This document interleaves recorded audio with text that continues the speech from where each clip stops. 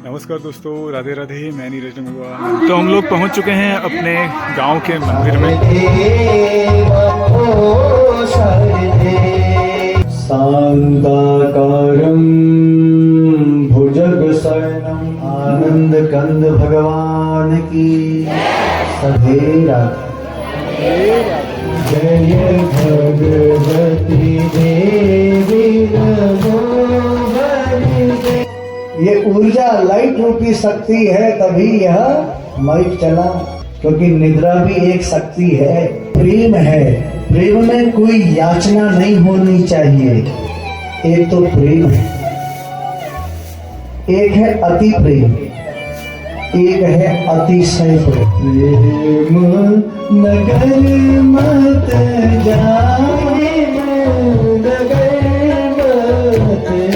इनमें स्वार्थ नहीं होना चाहिए। हास परिहास उपहास से भगवान श्री हरि विष्णु हरिग्रीव के रूप में प्रसिद्ध है। विष्णु के कान के मैल से दो महादैत्य उत्पन्न हुए। भूपति दाता सुख धाम।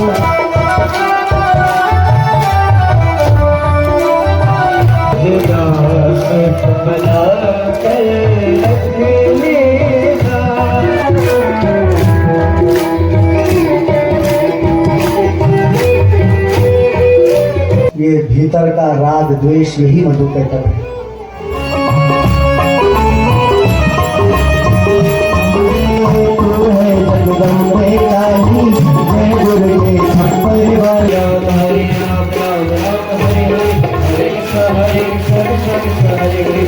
श्री राधे जय जय श्री राधे, जय जय श्री राधे। वंशी पे जाओ बलिहार सिया, तेरे दरबार रसिया। नाचूंगी घूंघट खोल रसिया। नमस्कार दोस्तों, राधे राधे। मैं नीरज रंगवा नंदन कानन होमस्टे मुक्तेश्वर से आप सभी का हार्दिक स्वागत करता हूं अपने YouTube channel Nandan Kanan homestay में। तो आज मैं आपको फिर से ले जा रहा हूं अपने गांव में, जो श्रीमद् भागवत देवी भागवत कथा चल रही है उसके चतुर्थ दिवस में। तो कल तृतीय दिवस में हमने बहुत सुंदर कथा का श्रवण किया और आज चतुर्थ दिवस की कथा का हम श्रवणपान करेंगे। तो बहुत आनंद आ रहा है गांव की जब कथा हो रही है ऐसे में, तो पूरा गांव एकत्रित हो रहा है।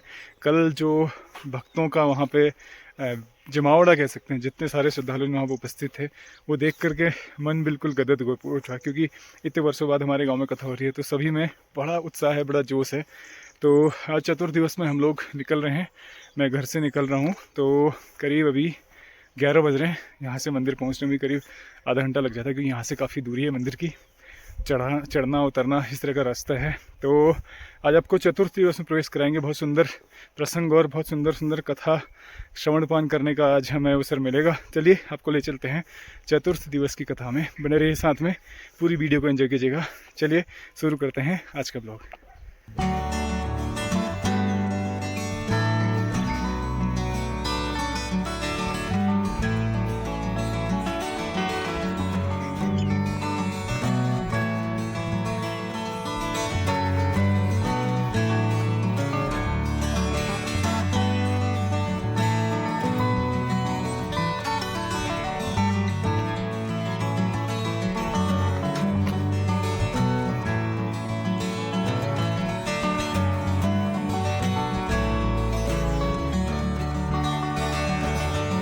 तो हम लोग पहुंच चुके हैं अपने गांव के मंदिर में, ये देख सकते हैं। और धीरे धीरे यहाँ पे श्रद्धालु जनों का, भक्तों का आना प्रारंभ हो रहा है।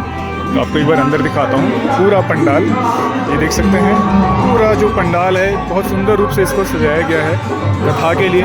नीचे बैठने की व्यवस्था बनाई गई है और सामने जो है व्यासपीठ, और ये पूरा हमारा मंदिर प्रांगण है। तो धीरे धीरे संगीत के बंदे यहाँ पहुँच चुके हैं। तो यहाँ से भजन कीर्तन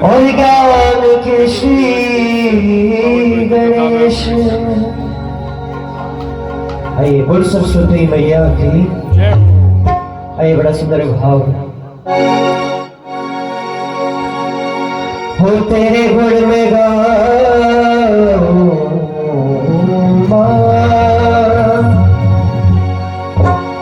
तेरे गुण में गाऊंगा, मुझे शारदेव शारदेव ओ शारदेव शारदेव ओ शारदेव तेरे गुण में गाऊं तेरे गुण में गाऊं मुझे तार दे शारदेव ओ शारदेव शारदेव ओ शारदेव भगवती शारदेव सरस्वती शारदेव भगवती शारदेव सरस्वती शारदेव शारदेव ओ शारदेव शारदेव ओ शारदेव दोनों हाथ की सेवा से भाव सुनाइए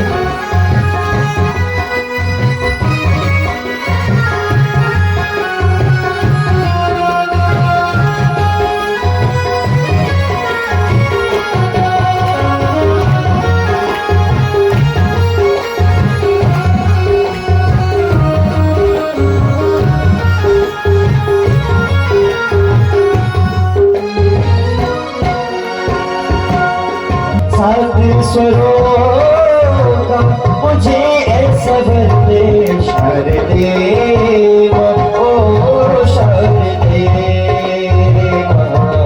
शारदेव ओ शारदेव भगवती शारदेव सरस्वती शारदेव भगवती शारदेव सरस्वती शारदेव शारदेव ओ शारदेव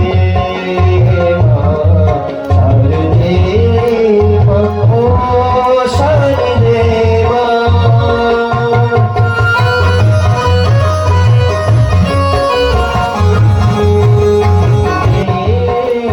ओ शारदेव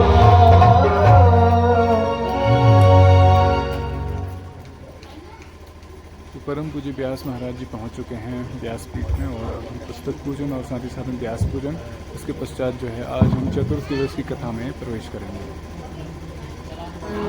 औषधीयावाहनं समर्पयामि आसनार्थी पुष्पाम् ध्यात्वा देवी पञ्चपूजां कृत्वा योन्यं प्रणम्य च आधारस्थापितमूलेन तत्र स्थापयेत् पुस्तकम् आसनार्थी पुष्पाणि समर्पयामि पादयोपाद्यं जलं समर्पयामि हस्तिवर्घ्यं जलं समर्पयामि। आज की संत समाज की हरिभक्त समाज की श्रोता समुदाय की पार्वती पतये हर हर हर महादेव।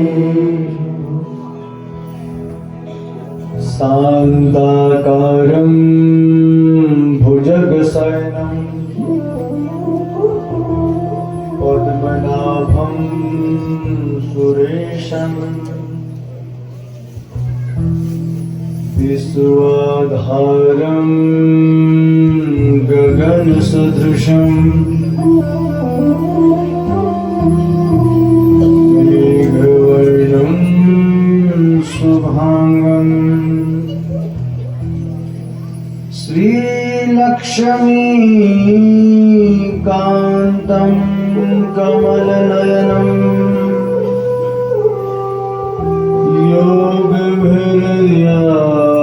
योगभिर्ध्यानगम्यं वन्दे विष्णुं भवभयहरं सर्वलोकैकनाथं सर्वमङ्गलमाङ्गल्ये शिवे सर्वार्थसाधिके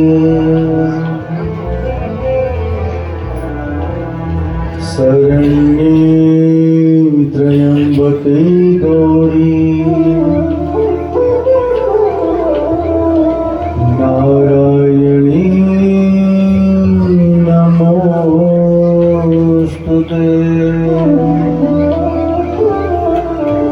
आनंद कंद भगवान की, सच्चिदानंद भगवान की, हरजू सिंह गुरजू गंगनाथ एड़ी राजा महाराज की, गुरु गोरक्षनाथ महाराज की। हे राधे, जय माता दी, हर हर महादेव। पराम्बा भगवती की असीम अनुकंपा और आप सभी ग्रामवासियों के अपूर्व सहयोग, युवान साथियों के साहस, सेवा भाव, बुजुर्ग जनों की सदप्रेरणा, इष्ट देवता कुल देवताओं का दिव्य आशीर्वाद से इस परम पवित्र दिव्य प्रांगण में इस वासंतीय नवरात्र व्रतांगत्वेन, इस नवरात्र व्रत पराम्बा भगवती की आराधना के निमित्त जो यह नवरात्र है, इसमें हम सब लोग देवी महिमा चर्चा श्रवण करने के लिए एकत्रित हुए हैं। और इसी प्रकार से नैमिषारण्य नामक तीर्थ में भी 88,000 सौनक सहित ऋषिगण पूज्य सूत जी के मुखारविंद से देवी महिमा की चर्चा को श्रवण कर रहे हैं। नारद जी यहाँ पर व्यास जी को बड़ा सुंदर उपदेश देते हैं और देवी महिमा के विषय में बतलाते हैं। यहाँ तक की कथा कल हमने श्रवण की थी। तो आइए कथा के चर्चा को और आगे बढ़ाएं। उस पराम्बा भगवती का हम सब लोग मिलकर के थोड़ा स्तवन करें, मन वाणी को पवित्र करने के लिए थोड़ा सा माँ भगवती का दिव्य दैन्य भाव से सभी लोग सुमिरन करें। बोलिए जगदम्बे मात की जय, भगवती देवी नमो वरदे, जय पाप विनाशिनी बहुफल दे। जय भगवती देवी नमो वरदे, जय पाप विनाशिनी बहुफल दे। जय भगवती देवी नमो वरदे, जय पाप विनाशिनी बहुफल दे। जय भगवती देवी नमो वरदे, जय पाप विनाशिनी बहुफल दे। जय भगवती देवी नमो वरदे, जय पाप विनाशिनी बहुफल दे। जय शुंभनि शुंभ कपाल धरे, जय शुंभनि शुंभ कपाल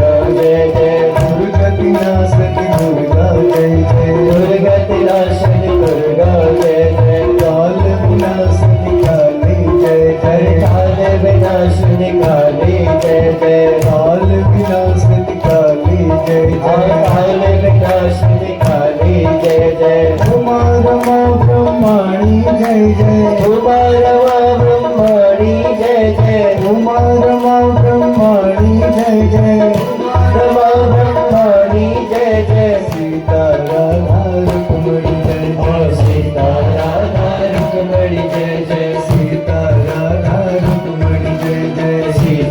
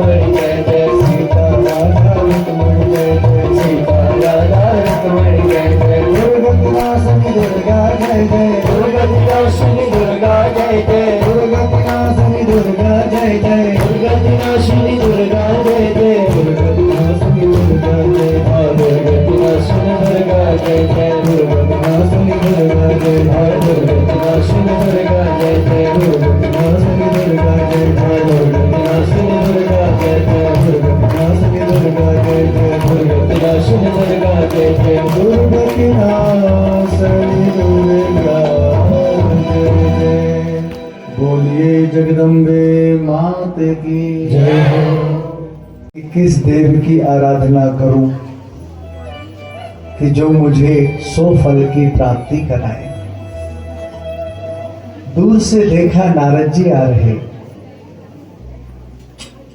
और नारद जी व्यास जी ने देवर्षि को प्रणाम किया, आसन दिया, बैठे। क्या बात है, क्यों चिंता में है? तब व्यास जी ने पूरी बात बताई कि हे भगवान, अपुत्रस्य गतिर्नास्ति, कि मैंने देखा बिन संतति के गति है नहीं, इसलिए मैं चिंता में हूं कि किस देव की आराधना करूं जो मुझे एक सदपुत्र प्रदान करे, और मेरी तो भार्या भी नहीं है। तब नारद जी यहां पर कहते हैं कि जिस प्रकार से तुमने यह प्रश्न किया ना, इसी प्रकार से मेरे पिता ब्रह्मा जी ने भी विष्णु देव से यह प्रश्न किया। एक बार ब्रह्मा जी क्षीर सागर पहुंचे और विष्णु को ध्यानस्थ आसन में देख करके बोले कि हे भगवान, आप तो संपूर्ण सृष्टि, संपूर्ण विश्व, संपूर्ण संसार ब्रह्मांड के नायक हैं। लाइट ना हो तो माइक चलेगा, हाँ? लाइट ना हो तो फ्री चलेगा।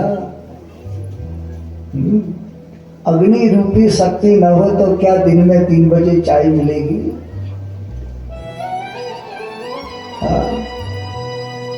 जब अग्नि रूपी शक्ति है तो ही चाय बनी। ये ऊर्जा लाइट रूपी शक्ति है तभी यह माइक चला। इसी प्रकार से मैं सदा उस शक्ति के अधीन रहता हूं और निरंतर उसका सुमिरन करता हूं। कौन है वह शक्ति? ब्रह्मा जी आपको पता नहीं, एक बार युद्ध करते करते हुए मैं थक गया और थक कर के इस पृथ्वी में ही धनुष पर प्रत्यंचा चढ़ा करके मैंने अपना सिर धनुष पर रखा।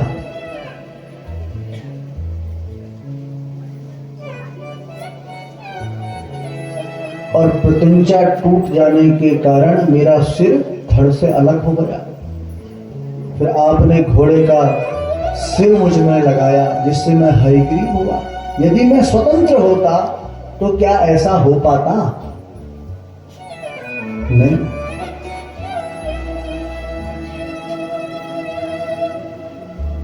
यहां पर व्यास जी नारद जी से कहते हैं कि भगवान नारायण हयग्रीव हुए कैसे? उस पराम्बा भगवती की कृपा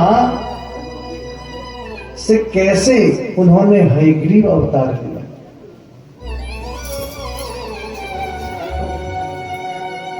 वर्णन आता है बड़ा सुंदर।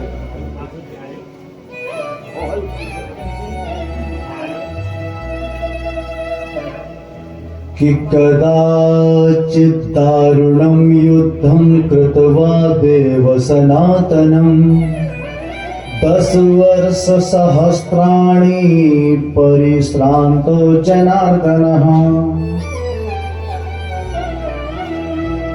कदाचित् दारुणं युद्धं कृत्वा देवः सनातनः। किसी समय वह विष्णु 10,000 वर्षों तक भीषण युद्ध करके अत्यंत थक गए और अत्यंत थक गए। समय देशे शुभ स्थाने, और एक समतल भूमि में शुभ स्थान में पद्मासन लगाकर पृथ्वी पर स्थित प्रत्यंचा चढ़े हुए धनुष पर अपनी गर्दन, कंठ प्रदेश को गर्दन कहा जाता है, अवलंब्य धनु सज्जम कंठधेसे धरा स्थितां, और प्रत्यंचा चढ़े हुए धनुष पर गर्दन टिकाए उस धनुष की नोक पर अपना सभी भार देकर के सो गए, उन्हें नींद आ गई। अब नींद आ गई तो ये ब्रह्मादिक देवता खोजते हुए नारायण को उस स्थान पर पहुंचे, लेकिन भगवान योग निद्रा के वशीभूत थे, क्योंकि निद्रा भी एक शक्ति है। वही भगवती की या देवी सर्वभूतेषु निद्रा रूपेण संस्थिता। निद्रा एक थोड़ा सा तामसी प्रवृत्ति है, शक्ति है, लेकिन तामसिक शक्ति आ जाती है। निद्रा को एक प्रकार से हम आलस्य भाव कहें तो आलस्य भाव क्या है? तामस प्रवृत्ति है कि नहीं? और वो योग माया की ही शक्ति है। निद्रा रूपेण संस्थिता। लेकिन निद्रा वह प्रवृत्ति कहां पर आनी चाहिए? अब कथा में बैठे हैं, नींद आ रही, तो यानी कि आप तामसित्व शक्ति के ज्यादा पुजारी हैं, ऐसा।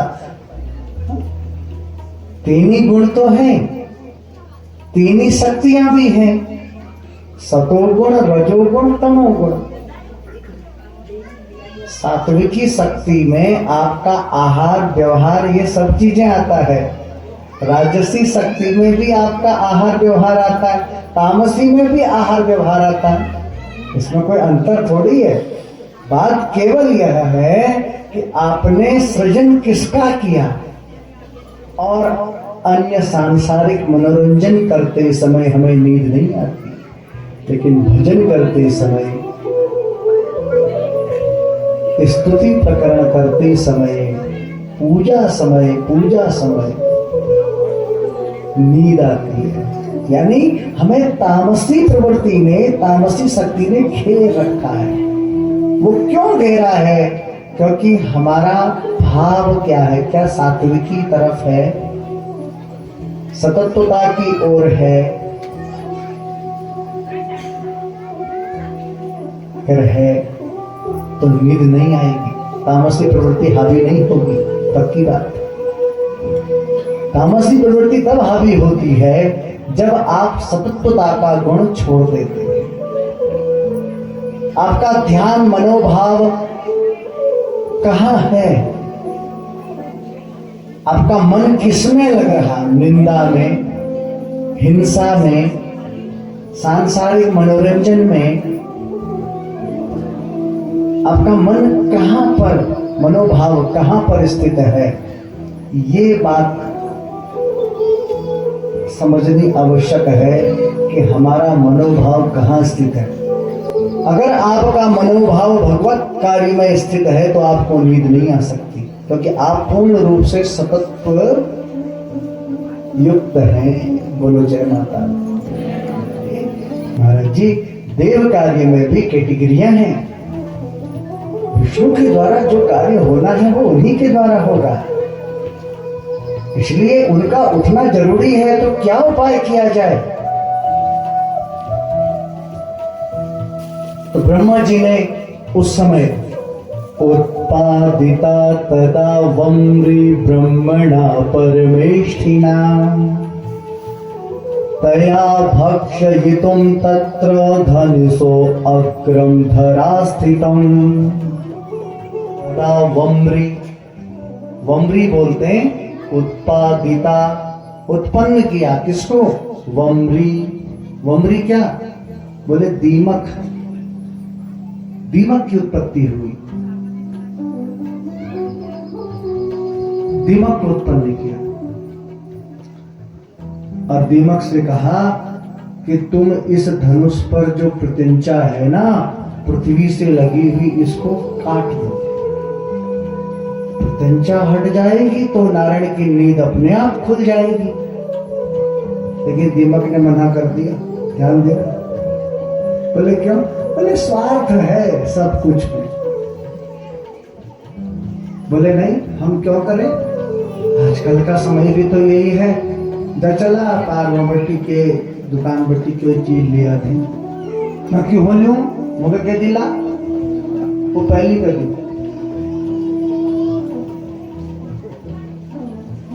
जो काम कर दे हैं ना, मैं नहीं करनी, मुझे क्या मिला। सब जगह स्वार्थ है, वास्तविक प्रेम है ही नहीं। वस्तुतः जो प्रेम है, प्रेम में कोई याचना नहीं होनी चाहिए, प्रेम में कोई आकर्षण नहीं होना चाहिए। अब हम भी भगवान से प्रेम करते हैं, ध्यान दिया जरा, ध्यान। हम भगवान मंदिर में जानो, प्रेम करनो, बढ़िया दी धूप सब पूछ पाठ करी, और के गुनो 1 रुपये चढ़ू में, भगवान मेरे चलो नौकरी लग जाए, मेरे चढ़ के सुंदर बुआरी मिल जो है? भगवान ये 1 रुपये चढ़ूंगी, 1 लाख है जो है? क्या कहते हैं, ये स्वार्थी तो है, क्या है ये? मंदिर जाते वहां क्या कहते हैं, भगवान ये कर देना, वो कर दो। 1 रुपये चढ़ाते हैं, कहते हैं 1 लाख दे देना।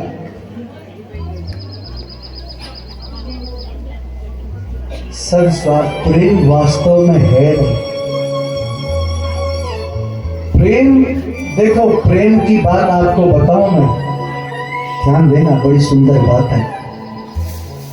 प्रेम 3 प्रकार का होता है। एक तो प्रेम है,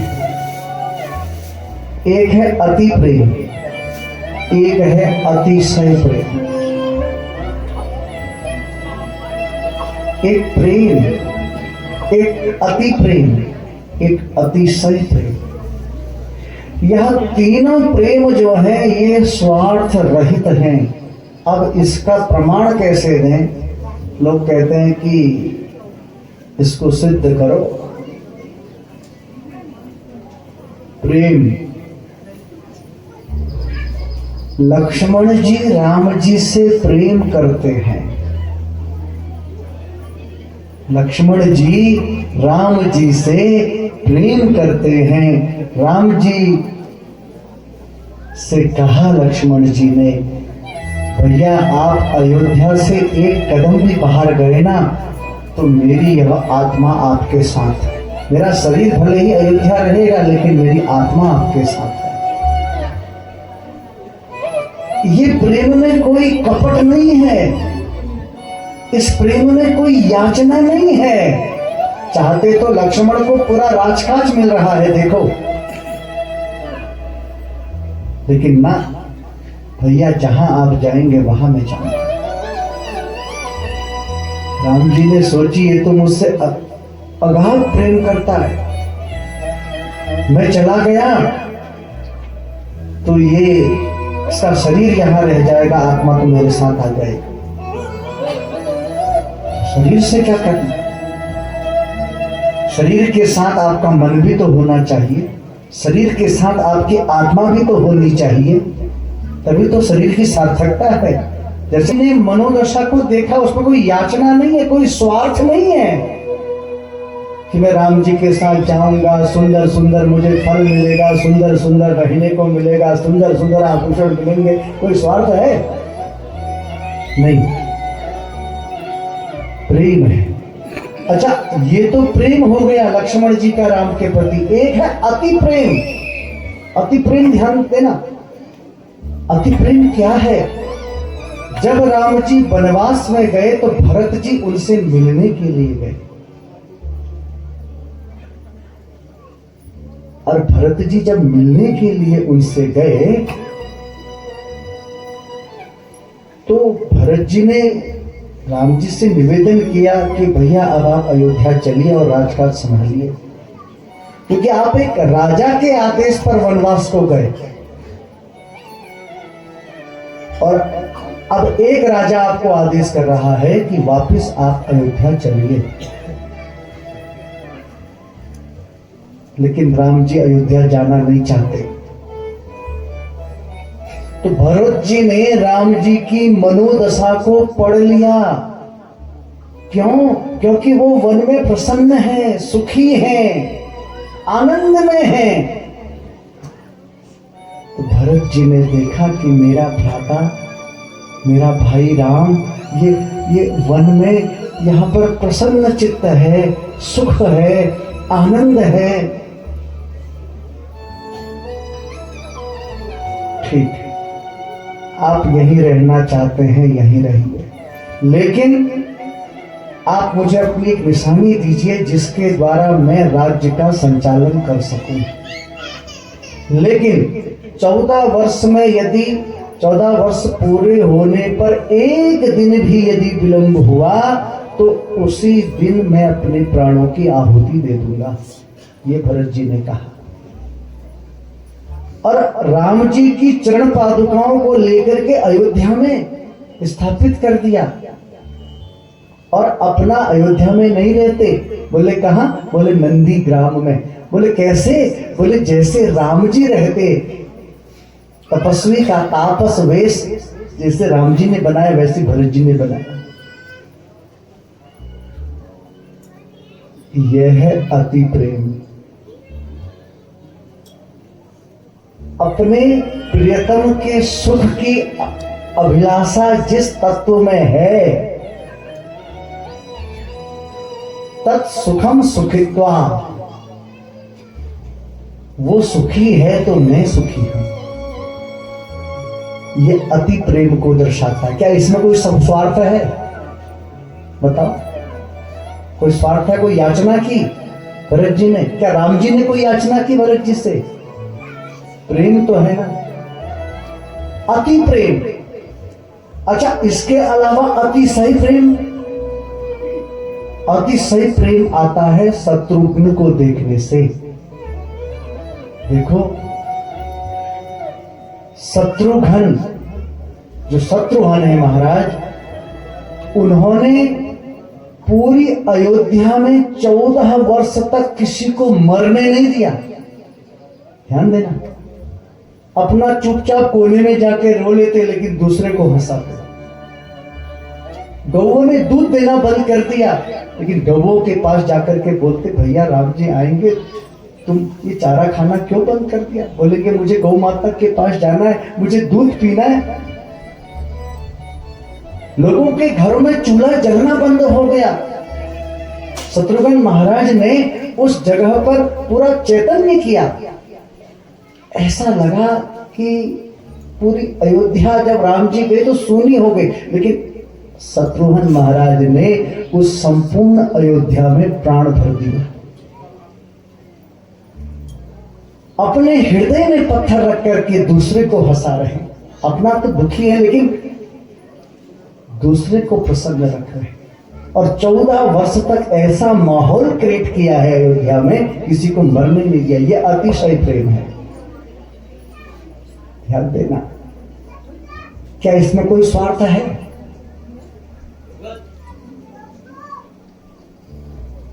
कोई स्वार्थ है? नहीं। प्रेम में स्वार्थ नहीं होना चाहिए। प्रेम तो प्रेम है, और प्रेम जो है ये परमात्मा का ही शब्द है।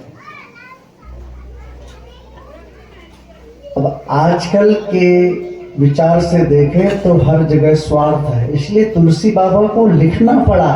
उन्होंने देखा ना, सुर नर मुनि सब की यह रीति, स्वार्थ लाग कर ही सब प्रीति। प्रेम एक तत्व है, राधा कृष्ण का प्रेम। क्या इसमें कोई स्वार्थ है? आपने इतने पुराण सुने, कोई स्वार्थ नहीं है, कोई याचना नहीं है। प्रेम में कोई याचना नहीं होनी चाहिए।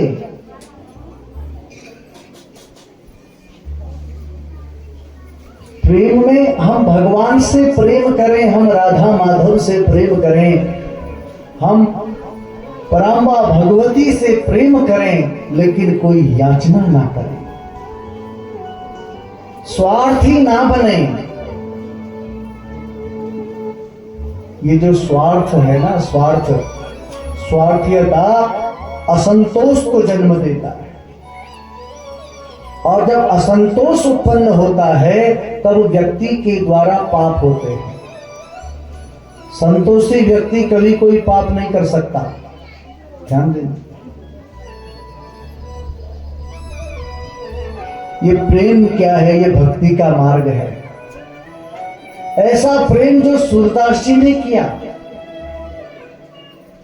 ऐसा प्रेम जो मीराबाई ने किया। कोई स्वार्थ है? पढ़ो आप इतिहास को।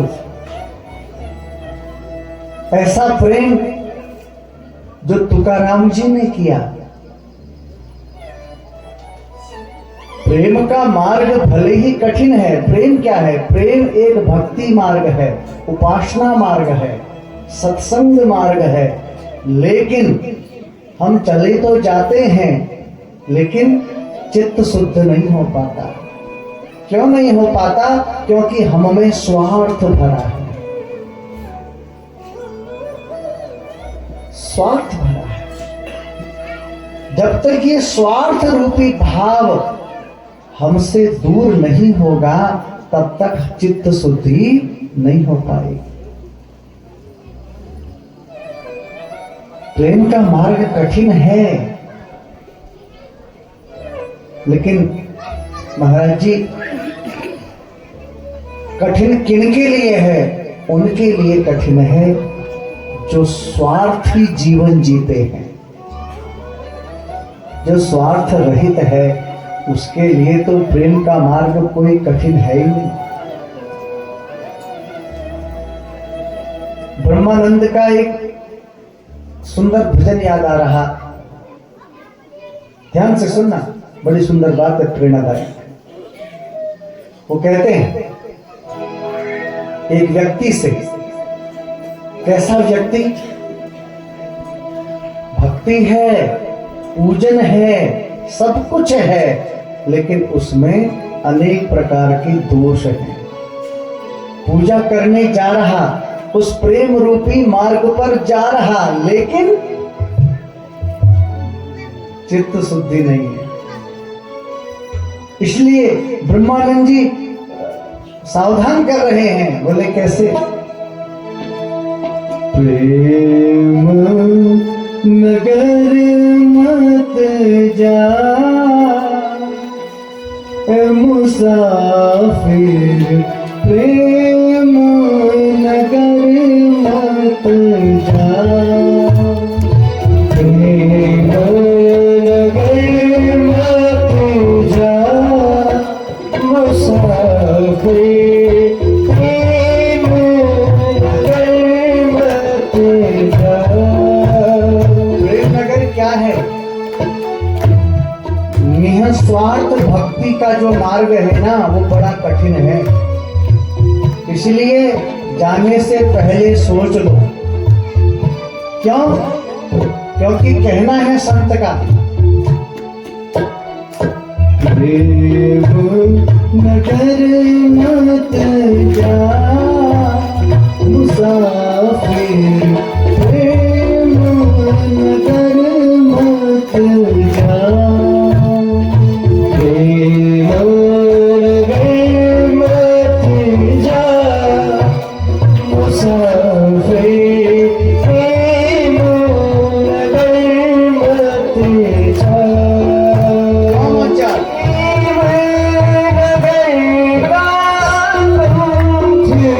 कठिन है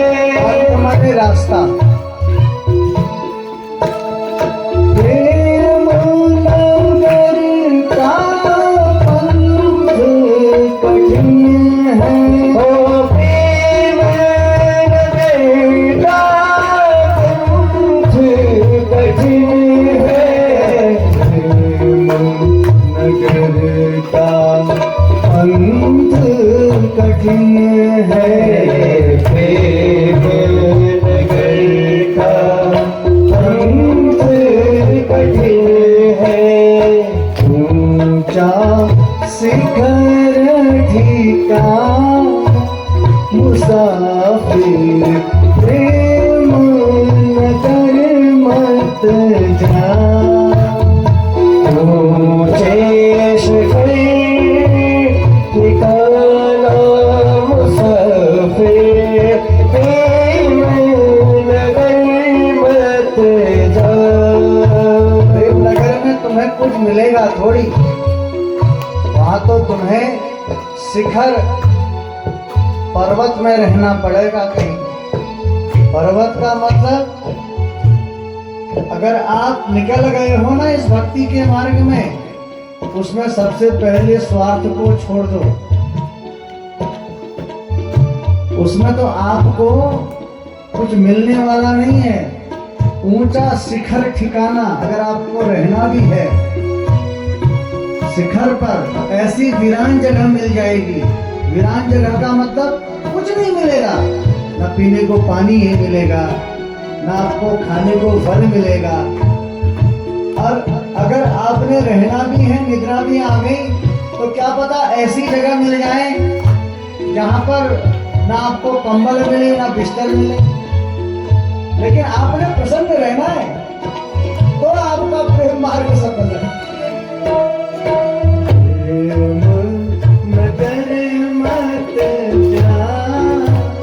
मुसाफिर प्रेम नगर मत जा। प्रेम नगर मत जा, मुसाफिर प्रेम नगर मत जा।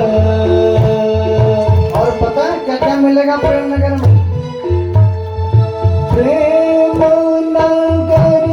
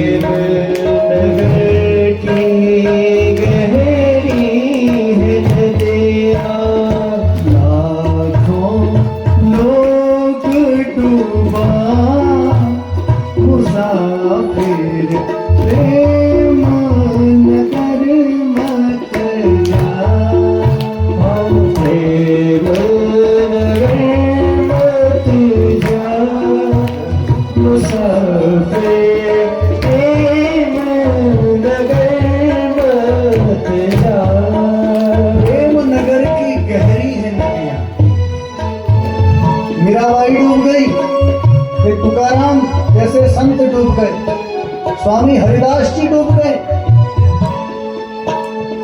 इतनी गहरी नदियां हैं, और जो डूब गया तो फिर वो वापस नहीं आया। इसलिए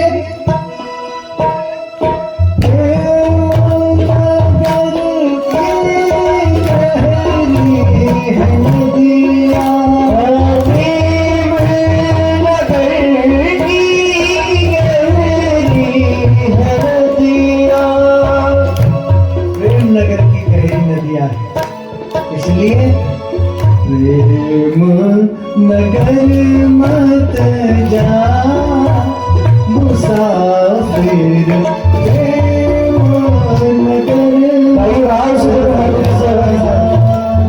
प्रेम नगर मत जा, मुसाफिर प्रेम नगर मत जा। समझ गया तो वो तो प्रेम नगर पार कर लेगा, चला जाएगा, भगवत प्राप्ति हो जाएगी। लेकिन जो इसको नहीं समझ पाया तो वो अटक जाएगा। इसलिए प्रेम नगर का पंथ बड़ा कठिन है प्यारे। बोले क्या कठिनाई है?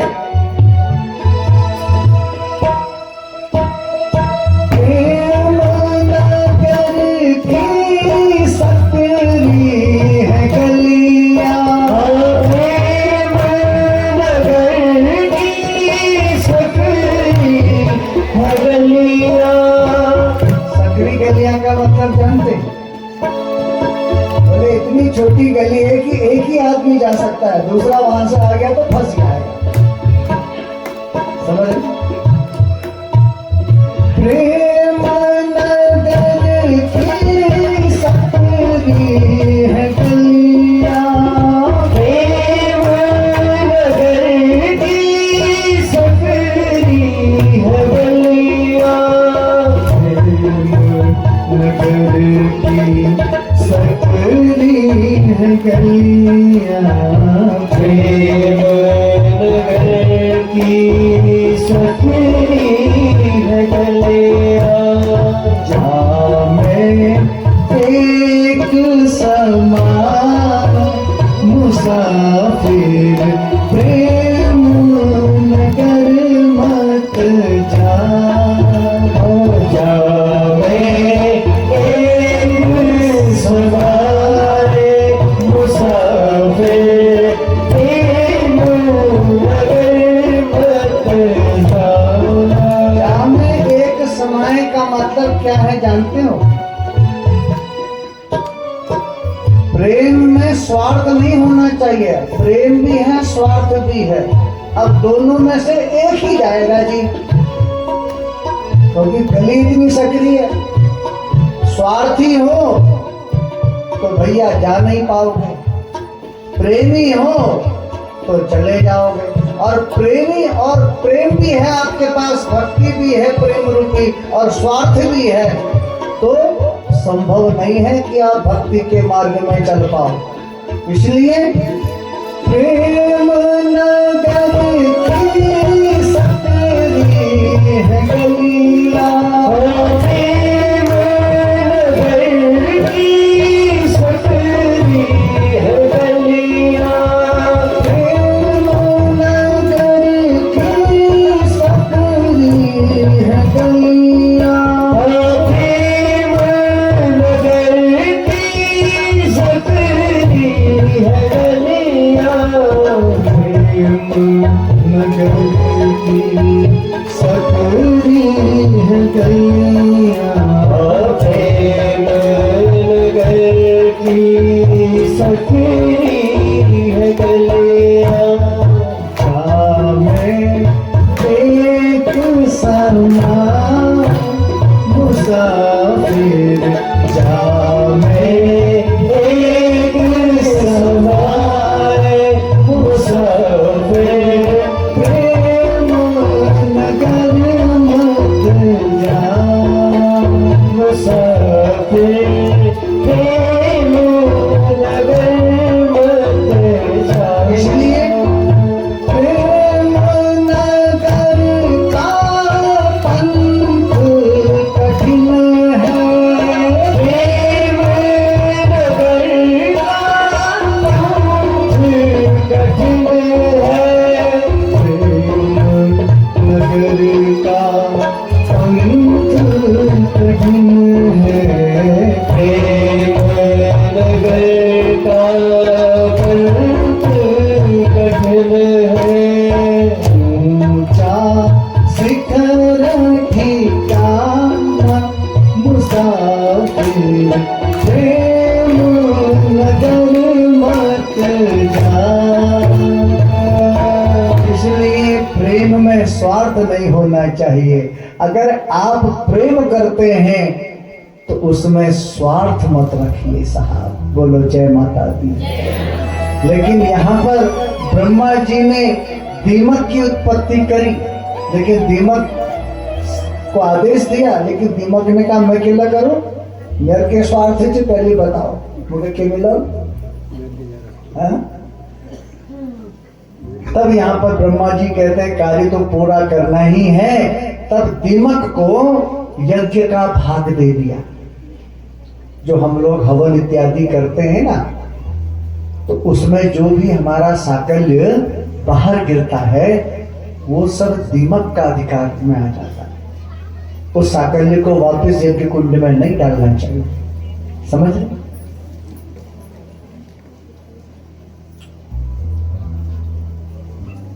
ब्रह्मा जी कहते हैं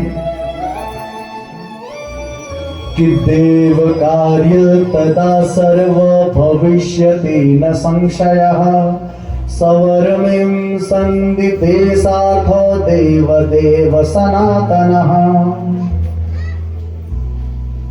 कि हे दीमक, अब तुम देवताओं के कार्य को सिद्ध करो, हमने तुम्हें यज्ञ का भाग भी दे दिया। तो उसी समय दीमक ने उस धनुष की प्रत्यंचा को कुतरना शुरू कर दिया, काटना शुरू कर दिया। दीमक होता है ना, वो लग जाता है जब जहां तो खोखला कर देता है, काट देता है। लकड़ी में दीमक लग जाता है तो लकड़ी स्वाहा हो जाती है, पेड़ में दीमक लग जाता है तो पेड़ समाप्त हो जाता है। और दीमक की जो मिट्टी होती है ना, वो बड़ी शुभ होती है, ध्यान देना। हमारे यहाँ पूरे ध्योड़ा माट, वो मिट्टी बहुत पवित्र मानी जाती है, क्योंकि ये जो पृथ्वी, अभी मधुकैटभ का वर्णन आएगा, तो वो मिट्टी घर में वेदी के लिए, घर में गृह प्रवेश हो, बच्चों का यज्ञोपवीत संस्कार इत्यादि हो, तो उसमें जो नवग्रह वेदी बने वो दीमक युक्त मिट्टी की ही बने। हम लिपाई इत्यादि भी करें तो उससे ही करें। घर में शिवार्चन इत्यादि भी हम लोग करें तो महाराज जी वही मिट्टी प्रयोग में लानी चाहिए, बहुत पवित्र मिट्टी मानी जाती है।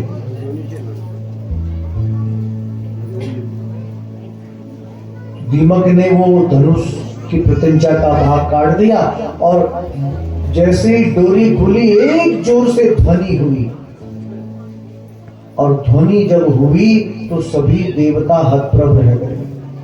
बोले क्या हुआ? बोले विष्णु का सिर धड़ से अलग हो गया।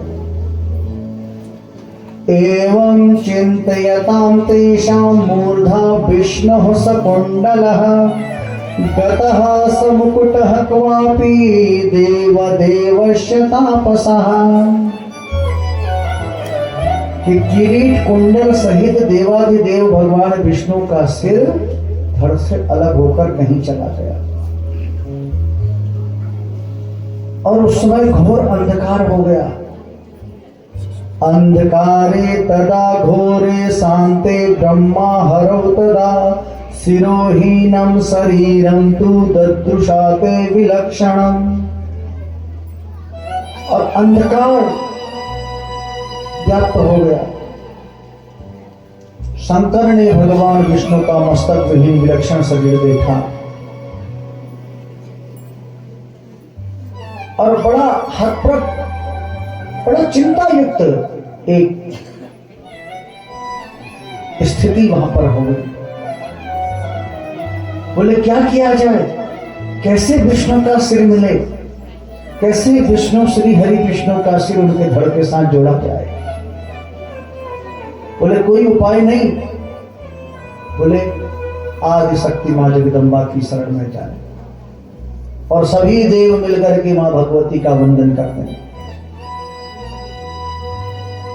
स्तुवन्तो परमां देवीं ब्रह्मा विद्यां सनातनीं गूढ़ांगी च महामायां सर्वकार्यार्थ साधिनीं। इस प्रकार के 16 श्लोकों में स्तुति करी है देवी भागवत में देवताओं द्वारा, और स्तुति करते हुए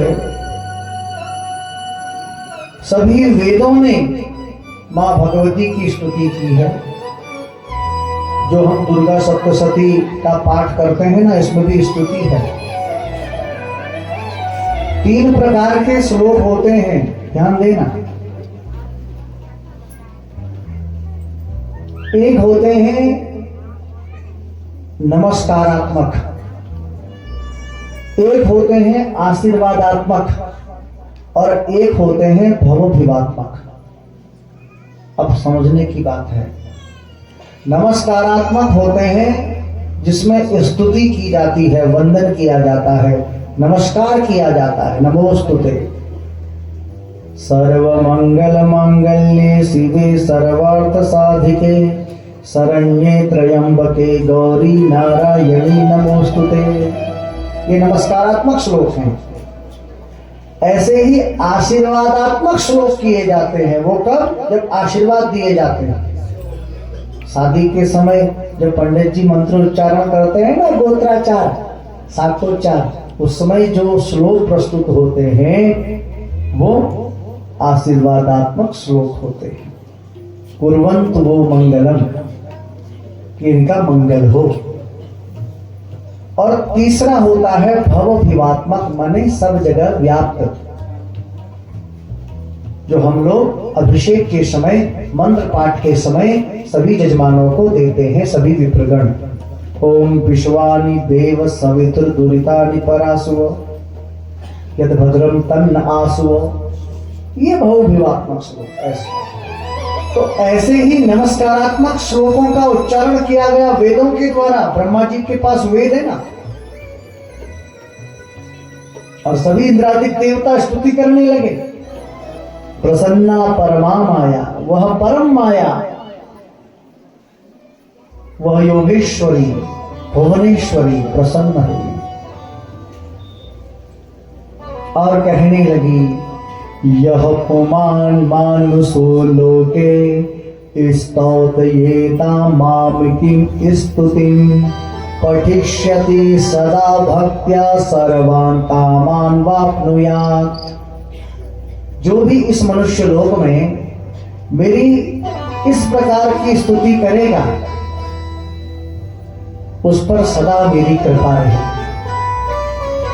इसलिए बारंबार ये कहा जाता है कि निरंतर भगवती की स्तुति करो। बोले माता पिता के सूत्र रज के मिश्रण से यह शरीर मिला,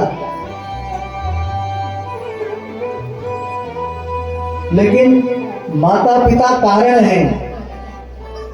लेकिन कैसे कारण है? मूल कारण नहीं है, वो भी उपादान कारण है। मूल कारण कौन है? मूल कारण तो वो ईश्वर है। ईश्वर अंश जीव अविनाशी, हम सब उसी के अंश हैं। जिस प्रकार से हम अगर बात करें मिट्टी का घड़ा, मिट्टी का घड़ा है ना, किसने बनाया? अपने आप बनाया? कुम्हार ने बनाया। अच्छा, कुम्हार ने बनाया तो कार्य क्या है? घड़ा कार्य है, घड़ा। लेकिन इसका कारण कौन है? कुम्हार। तो कुम्हार क्या मूल कारण है ना?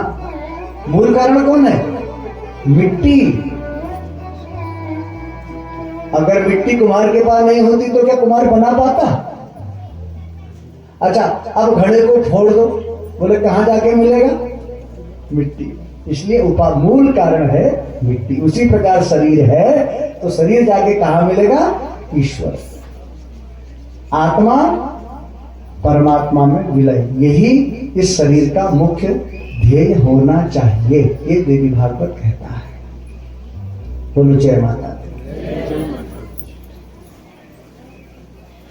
इसलिए भगवती कह रही कि बिना कारण के कोई कार्य नहीं।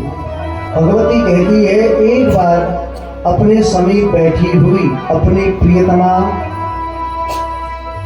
श्री लक्ष्मी का मुख देख करके श्री हरि विष्णु हंस गए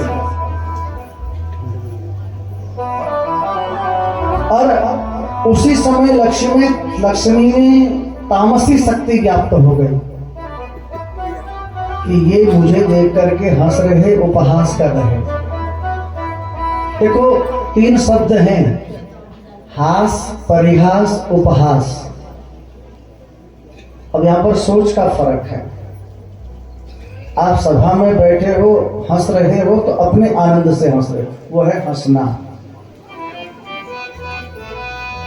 एक है परिहास। परिहास का मतलब होता है आपस में ही आप बैठे हो और मजाक में कोई बात कह रहे, किसी से मजाक में हंसते हुए, ये है परिहास। और किसी का वास्तव में आप उपहास कर रहे हैं हंसते हुए, तो वो उपहास है। हास, परिहास, उपहास। लेकिन सोच का यहां पर फर्क पड़ जाता है कि हमारी सोच क्या है। क्या हम उपहास के जैसे लग रहे? अगर नहीं लग रहे हैं तो यह व्यक्ति हंस रहा तो हास कर रहा है, ये सोचना चाहिए। अगर वह व्यक्ति हंस रहा आपस में तो परिहास कर रहा होगा, हमारा उपहास तो नहीं कर रहा। लेकिन सोच में अंतर आ जाता है तो मुझे देख देर के हंसना, मेरा मजाक पड़ू ना, मैं मजाक किला पड़ू ना, गुस्सा आता है कि नहीं? उसी प्रकार से लक्ष्मी में भी तामसी शक्ति प्रविष्ट हुई और सोच बैठी कि मुझे देख करके मेरा उपहास कर रहे हैं नारायण। तो मुख से निकल गया पततु ते सिरहा, आपका सिर कट करके कहीं गिर जाए। और आज श्रीमन नारायण का सिर धड़ से अलग हो गया। एक कारण तो यह है। दूसरा कारण, लक्ष्मी जी का जो श्राप है, ये श्राप के कारण इनका सिर पूर्व शाप के कारण लवण सागर में गिर गए। इसलिए हे श्रेष्ठ देवताओं, इस घटना के होने में एक और कारण है। क्या कारण है? कि पुरा दैत्यो महाबाहो हयग्रीवो अति विश्रुतः तपश्चक्रे सरस्वतस्या तीरे परम दारुणम। कि प्राचीन काल में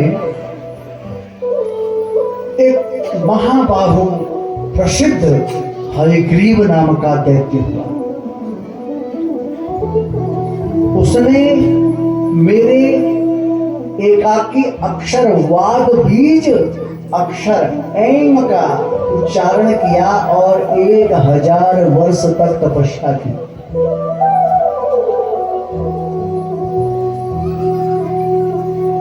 उसने वरदान मांगा कि मेरी मृत्यु यदि हो तो वह केवल हयग्रीव से ही हो, क्योंकि हयग्रीव तो एक ही है, दूसरा कोई है नहीं। तो जिस कारण उसने अनेक प्रकार से तीनों लोकों में त्राही त्राही की कि जिस कारण हयग्रीव को हयग्रीव ही मारे, उसका वध करे। जिस कारण अब श्री हरि विष्णु को हयग्रीव अवतार धारण करना पड़ेगा। शीघ्र जाओ और एक घोड़े का मस्तक ला करके इनके धड़ के साथ जोड़ दो। और देवताओं ने एक घोड़े का सिर ला करके श्री हरि विष्णु के धड़ के साथ जोड़ दिया, जिससे भगवान श्री हरि विष्णु हयग्रीव के रूप में प्रसिद्ध हुए। धड़ मनुष्य का और सिर घोड़े का, जिसको हयग्रीव कहते। ग्रीव माने गर्दन, थोड़ा लंबी। आम गर्दन से थोड़ा सा लंबी, उसको हय कहते हैं। और ग्रीव माने गर्दन। और हयग्रीव रूप धारण करते हुए श्री विष्णु ने उस हयग्रीव नाम के दैत्य का वध किया, जिससे इस संसार में लोग श्री विष्णु की आराधना हयग्रीव के रूप में करने लगे। इसलिए नारद जी कहते हैं कि वह पराम्बा भगवती अपार है। और इतना ही नहीं, व्यास जी सुनो, एक समय की बात है। कुरु कार्य सुराणाम वै विष्णु शीर्षाभियोजनम दानव प्रवरम दैत्य हर हयग्रीवो हनिष्यति। देवताओं का कार्य श्री विष्णु ने हयग्रीव अवतार में संपन्न किया। हयग्रीवो हनिष्यति, हयग्रीव ने हयग्रीव नाम के राक्षस का वध किया। और इसी कारण, इसी प्रकार से एक समय की बात है, तीनों लोक महाजल राशि में विलीन हो गए। प्रलय में सब जल में सब डूब गया, तीनों लोक डूब गए। तो उस समय श्रीमन नारायण भी क्षीर सागर में शेष शैया पर सो गए। और वर्णन आता है, विष्णुर्कर्णमलोद्भूतो दानवो मधुकैटभो महाबलो चोतौ दैत्यो विभृतौ सागरे जले। उसी समय एक आश्चर्य हुआ। विष्णु कर्ण मलोद्भूतो, विष्णु के कान के मैल से दो महादैत्य उत्पन्न हुए। बोले कौन? बोले मधु और कैटभ। ये मधु कैटभ उस जल राशि में कीड़ा करने लगे और उन्होंने अपने शरीर को विशाल बनाया। इधर उधर सब देखने लगे, कोई मिला नहीं। उसी जल में एक आकाशवाणी हुई, एंग एंग करके। तो उन्होंने उस एंग वाग्बीज मंत्र को अपना हृदयांगम कर लिया। ध्यान देना। और महाराज जी 1000 वर्षों तक उस वाग बीज मंत्र को जप करते हुए तपस्या की, जिससे पराम्बा भगवती प्रसन्न हुई। बोले वरदान मांगो। तो पहले तो इन्होंने अमरता का वरदान मांगा। बोले ना, अमर तो कोई है ही नहीं।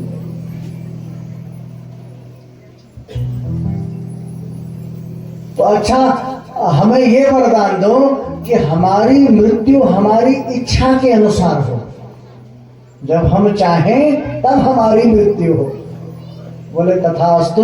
तुम्हें कोई भी परास्त नहीं कर पाएगा, देव मुनि दानव यक्ष किन्नर गंधर्व स्त्री पुरुष, कोई तुम्हें परास्त नहीं कर पाएगा।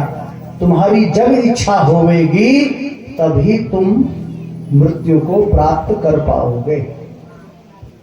बोले अच्छा। अब ये दोनों मधु कैटभ ने आतंक करना शुरू किया। अच्छा, आतंक करते करते हुए महाराज जी इन्होंने कमल देखा, कमल की नाल को पकड़ते पकड़ते पकड़ते हुए बोले कहाँ पहुंच गए? बोले ब्रह्मा जी के पास। अब ब्रह्मा जी ध्यान में बेचारे बूढ़े आदमी,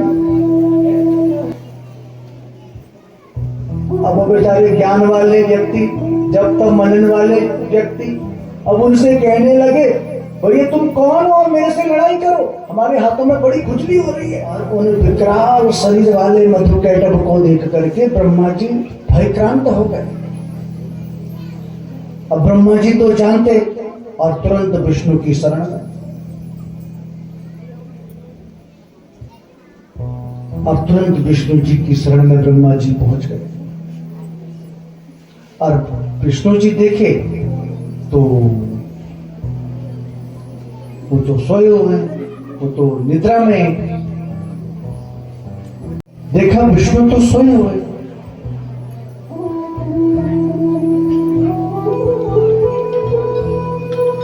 विचार किया, थोड़ा देर वहीं पर बैठता हूं। और विचार करते हैं कि विष्णु प्रबोधया मध्य से सुप्तम जनार्दनम चतुर्भुजम महावीर्यो दुःखहास भविष्यति।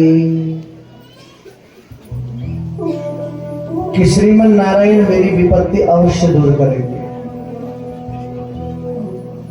और अनेक अनेक प्रकार से ब्रह्मा जी श्री विष्णु की स्तुति करने लगे। श्रीमन नारायण का वंदन करने लगे, पूजन करने लगे। त्रिलोकपति दाता सुख धाम स्वीकारो मेरे प्रणाम प्रभु, स्वीकारो मेरे प्रणाम।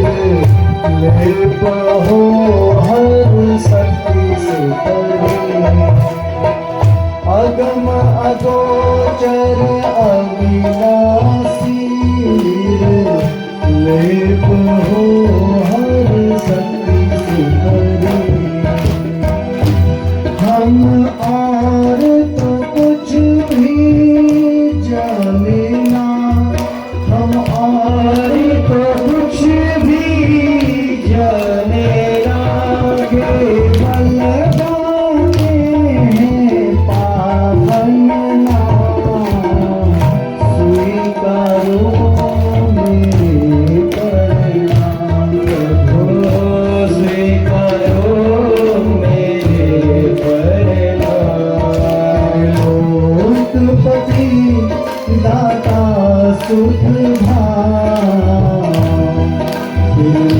लोकपति दाता सुखदाता, स्वीकारो मेरे करदार, स्वीकारो मेरे करदार।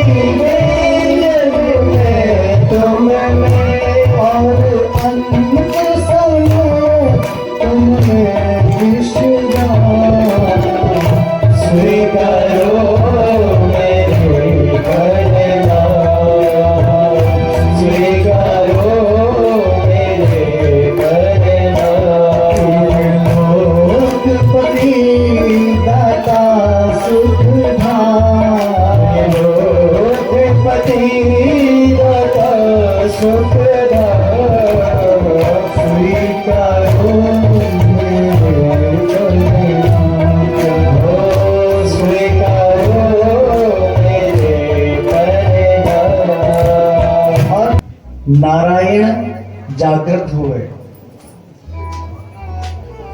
और ब्रह्मा जी देखा, ब्रह्मा जी हाथ जोड़े खड़े।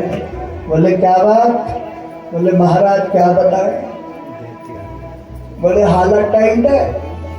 बोले क्या हुआ? बोले क्या बताएं, आप सो रहे, आपको तो कुछ मालूम नहीं। बोले आपके कान के मैल से ना 2 महादैत्य पैदा हो गए, और इतना ही नहीं, उन्होंने उस आराध्या शक्ति से वरदान भी प्राप्त कर लिया। अच्छा, और पता है वो मेरे घर में आ गए। बोले तुमको लड़ना आता है? नहीं आता है तो यहां से भाग जाओ। और समय व्यतीत हुआ,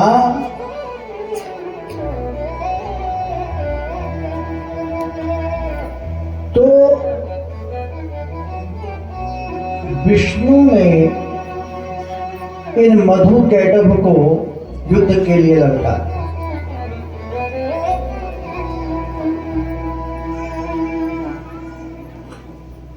और इन दोनों के साथ युद्ध किया। महाराज जी 5000 वर्ष हो गए हैं लड़ाई करते करते विष्णु को मधु कैटभ के साथ।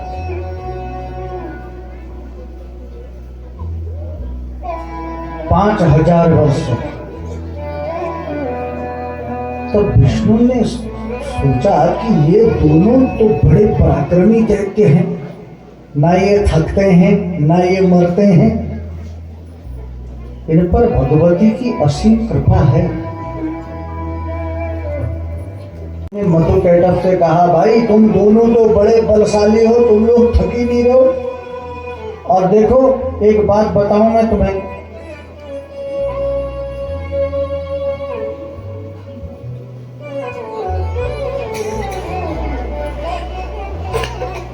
जब व्यक्ति अपने अस्त्र समाप्त हो जाएं या व्यक्ति थक जाए, उसके साथ युद्ध नहीं करना चाहिए, थोड़ा समय देना चाहिए। ये युद्ध का नियम है।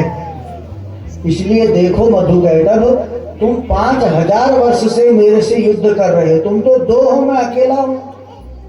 वो लिखते हैं, मुझे दास बनाकर रख लेना। बड़ा सुंदर भाव है, सभी लोग भाव से। मुझे दास बनाकर रख लेना भगवान, तू अपने चरणों में मुझे दास बनाकर रख लेना।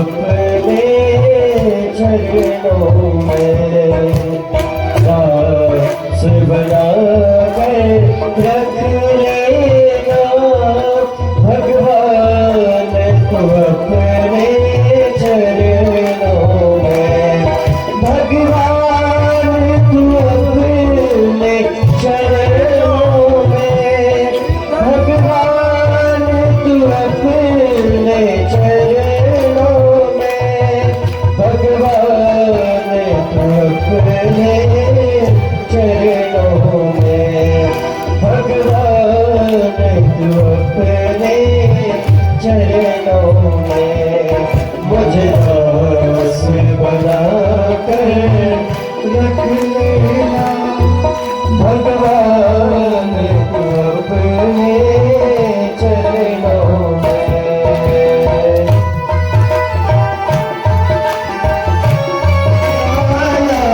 तेरा हूँ तेरे प्यार पे डाला तेरा हूँ मुझे चार के रख लेना मुझे चार के रख लेना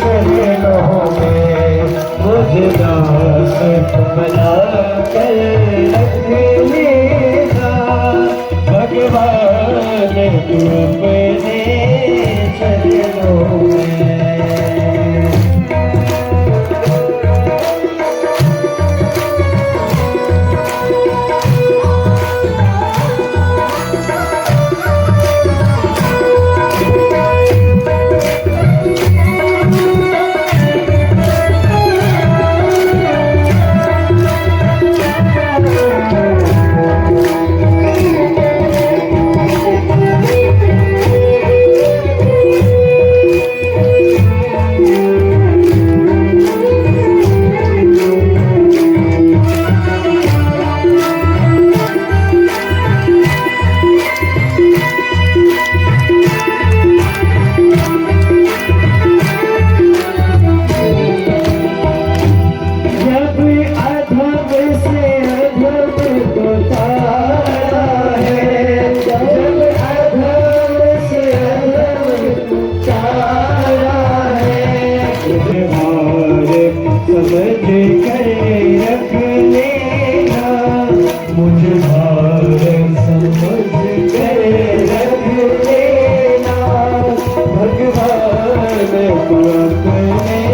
अपने चरणों में मुझे दास बना कर रख लेना भगवान तू अपने चरणों में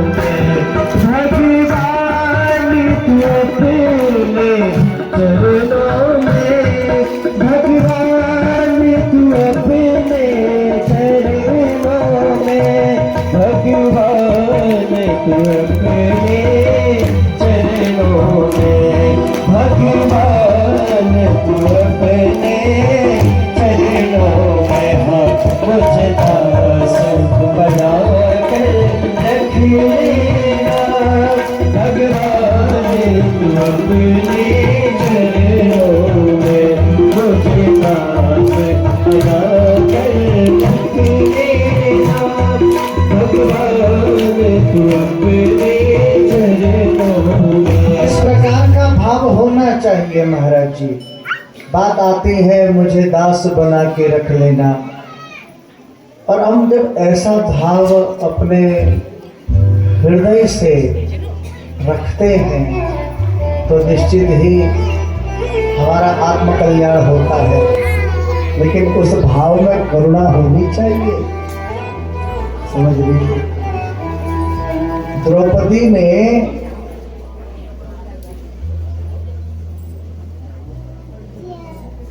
जब दुशासन उसको केस पकड़ करके सभा में लाया तो द्रौपदी ने देखा पितामह भीष्म की ओर कि हमारे पितामह है, बचा लेंगे। सोचा परिवार है, बचा लेगा। पांचों पतियों की ओर देखा, बचा लेगा। संसार की तरफ देखा, सभी बंधु बांधवों की तरफ बचा लेगा, लेकिन नहीं, सब मौन रहे। जीव ऐसे ही अभिमान करता है कि मेरे पीछे उसका वरद हस्त है, वो मेरा साथ देगा, अरे वो मेरा साथ देगा, अरे कोई किसी का साथ नहीं देता प्यारे। अंत समय में द्रौपदी हार गई तो उसने हाथ ऊपर कर लिए, सिलेंडर ऑफ द गॉड, समर्पण का भाव आ गया, अब तू ही जाने मेरे गोविंद। और जब आर्त भाव से अब कोई नहीं है, बस तू ही है, और जब ऐसा भाव किया तब भगवान समझ गए कि आर्त करुणा स्वर है। तो जैसे कृष्ण ने द्रौपदी को साड़ी का ढेर लगा दिया, वैसे ही वह भगवती की मेहर कृपा बरस जाती है। ऐसे ही श्रीमन नारायण से प्रसन्न हुई, बोली नारायण तुम इनसे पुनः युद्ध करो, ये ऐसे परास्त नहीं होंगे। इन वीरों को, इन दैत्यों को मोहित करके ही मारा जा सकता है, इसलिए मैं इन पर अपनी वक्र दृष्टि का प्रहार करके इन्हें मोहित करूंगी। ध्यान देना, बड़ी सुंदर बात है। अपनी वक्र दृष्टि का प्रहार करके मैं इन्हें मोहित कर दूंगी, और जब मैं अपनी माया से इन्हें मोहित कर दूंगी तब आप शीघ्र ही इन दोनों का वध कर दीजिएगा। श्रीमन नारायण पुनः इन मधु कैटभ दैत्यों से युद्ध करने लगे, और युद्ध करते हुए वही पराम्बा भगवती एक सुंदर स्त्री का रूप बना करके, मोहनी रूप जिसको कहते हैं, जो मोह को ले ले। और यहीं पर बात आती है कि वह पराम्बा भगवती, वह सर्वेश्वरी, ज्ञानिनाम अपि चेतांसि देवी भगवती ही सा, बलादा कृष्य मोहाय महमाया प्रयच्छति। जो ज्ञानियों के चित्त को भी मोह पास में पकड़ करके मोह में डाल देती है, ऐसी पराम्बा भगवती को प्रणाम। और अपने कटीले कटीले कटाक्षों का वार भगवती ने अपने उस मोहनी सौंदर्य रूप से मधु कैटभ पर किया, जिस कारण वह मधु कैटभ मोहित हो गए। कहाँ युद्ध करना, वो तो भगवती के उस लावण्य रूप और नयनों की अद्भुत शोभा को निहारते रह गए। इतने में श्रीमन नारायण को सत प्रेरणा हुई और कहा कि तुम दोनों दैत्य लगता है थक गए। श्रीमन नारायण कहने लगे, मैं तुम्हारे पराक्रम से बड़ा प्रसन्न हूं, कोई वरदान मांगो। लेकिन मधु और कैटभ में अहंकार है। वो कहने लगे, नहीं नहीं, हम कोई याचक नहीं है, हाँ हम तुम्हारे युद्ध से बड़े प्रसन्न हुए हैं, तुम्हें कोई वरदान चाहिए विष्णु तो मांगो, हम देने को तैयार हैं। और इधर श्रीमन नारायण ने भगवती की सदप्रेरणा से दोनों दैत्यों से कहा, यदि आप मुझ पर प्रसन्न हैं तो मुझे ये वरदान दीजिए कि तुम दोनों भाई मेरे हाथों से मारे जाओ। अब वचन तो वचन है, दोनों मधु कैटभ अपने आप को ठगा हुआ समझ लिया इन्होंने। अब वचन की पूर्ति तो करनी ही।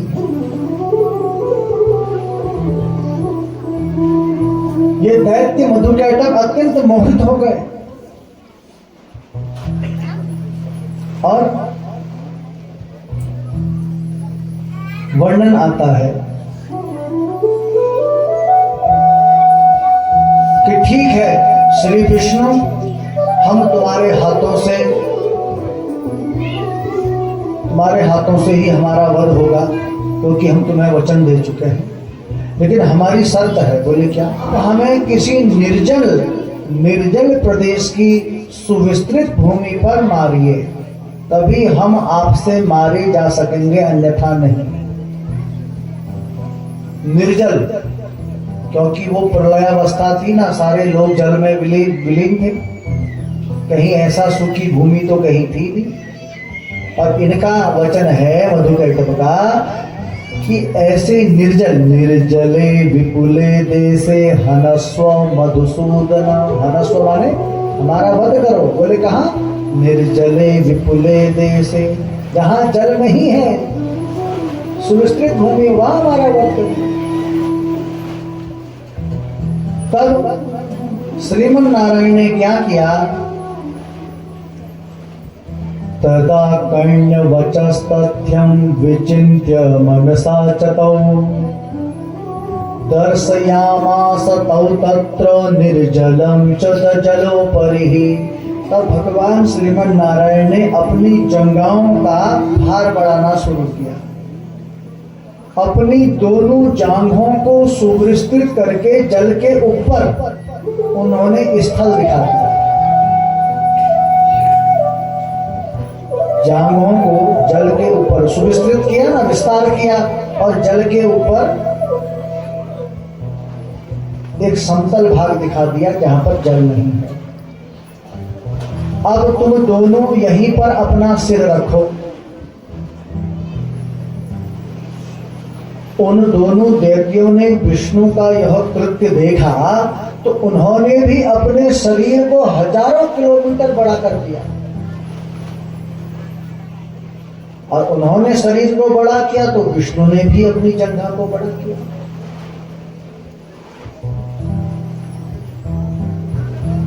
अपनी जंघा को बड़ा करके द्विगुणित कर दिया।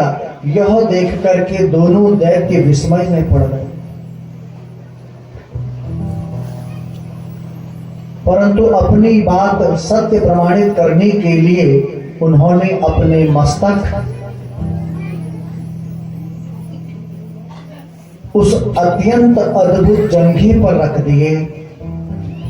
उस समय श्रीमन नारायण ने अपने सुदर्शन चक्र से उनके विशाल सिरों को वेग पूर्वक धड़ से अलग कर दिया। मधुकैटभ का वध हो गया। तो उन्हीं के मेद माने चर्बी, जो उनके शरीर की चर्बी है, उस शरीर की चर्बी से पूरा सागर पट गया। सागरः सकलो व्याप्तस्तदा वै मेदसातयोः। उनकी शरीर की मेद से संपूर्ण सागर पट गया, इसलिए इस पृथ्वी का एक नाम मेदनी भी पड़ा। मेदनी। और तभी से यहाँ की जो मृतिका है, मिट्टी, वो अभक्ष माने जाने लगी।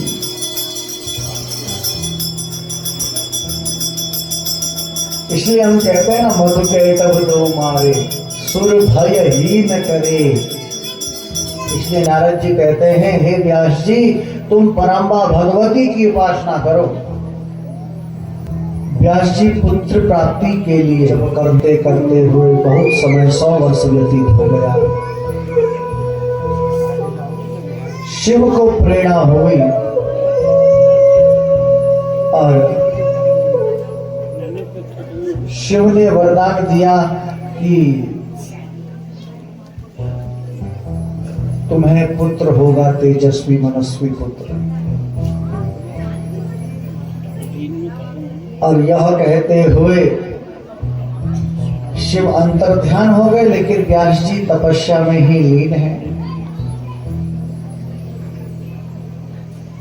और वर्णन आता है कि तपस्या संपूर्ण होने के बाद वह कुंड में अग्नि प्रज्वलित करने लगे। थोड़ा ध्यान देना, यज्ञ कुंड में आहुति के लिए अग्नि प्रज्वलित करने लगे, तो उसमें अरणी होती है। अरणी जानते?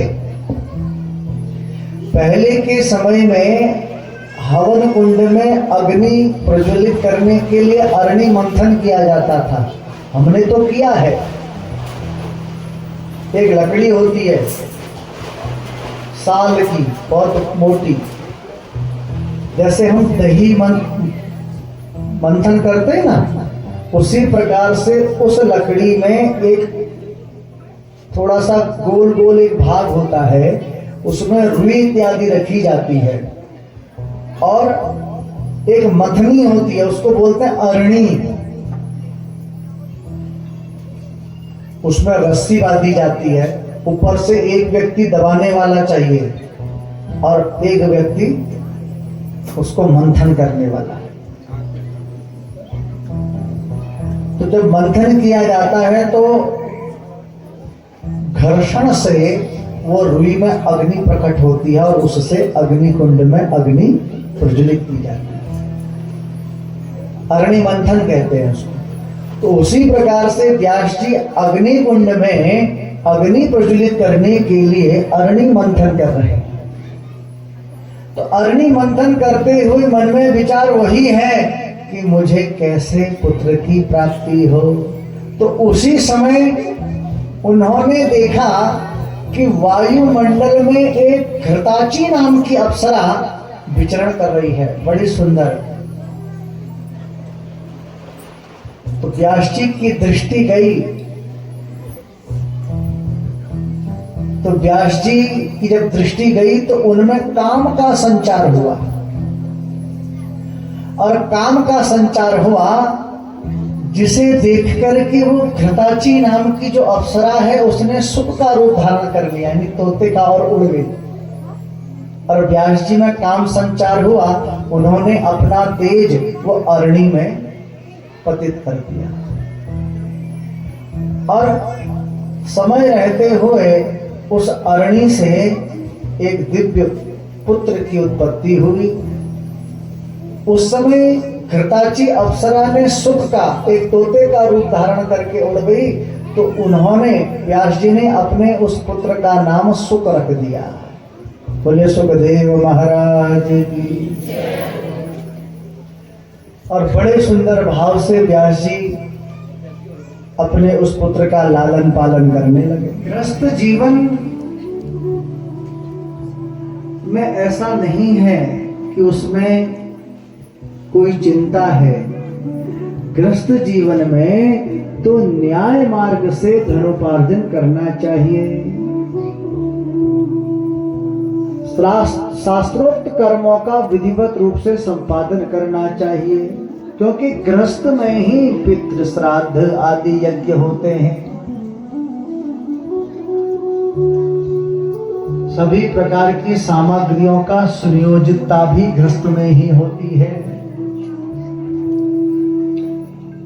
और जब हम इस प्रकार से गृहस्थ में रह करके अपनी आचरणता पवित्रता बनाए रखते हैं तो वह व्यक्ति गृहस्थ में रह करके भी मुक्त हो जाता है। गृहस्थोपि विमुच्येत। इसलिए गृहस्थ कोई बंधन, कोई कारागार नहीं है। गृहस्थी को चाहिए कि वह न्याय मार्ग से धनोपार्जन करे और उसमें से 10% हिस्सा भगवत कार्य में लगाए। न्यायोपार्जन करना है, ध्यान देना। किसी को सता के, किसी को दुख दे करके जो धन अर्जन होता है ना, वो धन सुख नहीं देता, ध्यान देना। और पता है, जो भी हम ये आध्यात्मिक वैदिक कर्म इत्यादि करते हैं वो भी न्यायोपार्जन धन से ही सुदृढ़ होता है, तभी उसकी सिद्धता है। अन्यायो उपार्जितम द्रव्यम 10 वर्षाणि तिष्ठति, 11 वर्षे समूलम च विनश्यति। अन्याय से कमाया हुआ धन 10 वर्षाणि तिष्ठति, यानी कुछ ही समय तक रहता है। और जो 11 वर्षे, और कुछ समय के बाद समूलम च विनश्यति, उसका मूल सहित नाश हो जाता है। बोलो जय माता दी। यागत धनम कुर्वन वेदोक्त विधिवत कर्म क्रमात्, न्याय से कमाए हुए, शुद्ध आचरणशीलता से, मेहनत से कमाए हुए धन में से वह कुछ धन कुर्वन वेदोक्त, अपने वेद कर्मों में, कर्म देव पूजन में, पितृ श्राद्ध इत्यादि कर्मों में उसको लगाए। क्रस्त धर्म का पालन किया और अंततः गत्वा सशरीर अंतरिक्ष में विलय हो गया। क्योंकि यहाँ पर प्रसंग का मतलब ही यही है कि बंधन केवल मन का है। आप अपने घर में रह करके भी भगवान को प्राप्त कर सकते हैं। सुखदेव जी ने देखो, क्रस्त धर्म का पूर्ण पालन किया और अंततः गत्वा भगवान को प्राप्त कर लिया सशरीर। मधु कैटभ का वध हुआ। मधु कैटभ क्या है? मधु माने मीठा। हमारे भीतर का जो राग है ना, उसी को मधु कहा गया है। कैटभ का मतलब क्या है? द्वेष। ये मधु कैटभ आज भी जिंदा है। ये भीतर का राग द्वेष, यही मधु कैटभ है। और जब तक ये राग द्वेष को नहीं मिटाओगे, तब तक ये मधु कैटभ आप पर हावी होते रहेंगे। बोलो जय माता। अब ये राग द्वेष को मिटाने के लिए करना क्या पड़ेगा? बोले निरंतर भगवती चिंतन। तो इसका एक ही मात्र उपाय है, भगवत भक्ति। और हम श्रवण से अपने चित्त को शुद्ध करें, शरीर से कर्म करें और अपने नेत्रों से सुंदर दृश्य देखें, अपनी वाणी से केवल और केवल भगवान का भजन करें, तो हमारा कल्याण हो सकता है। बोलो जय माता। व्यास जन्म की कथा, पांडु वंश की कथा को हम कल श्रवण करेंगे।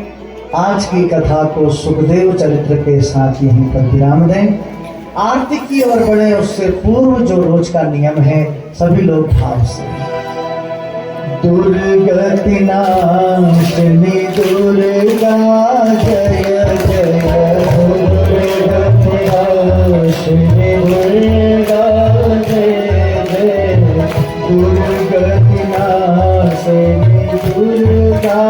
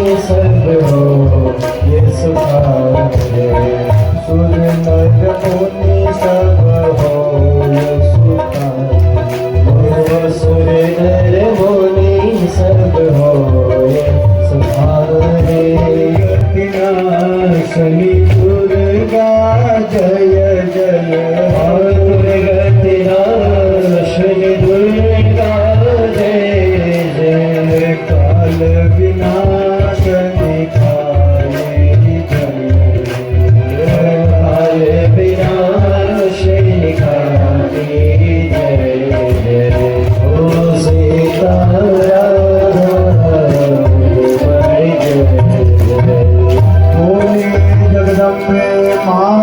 जय हो। कथा समापन होने के पश्चात यहाँ पे आरती उतारी जा रही है माता अम्बे रानी की।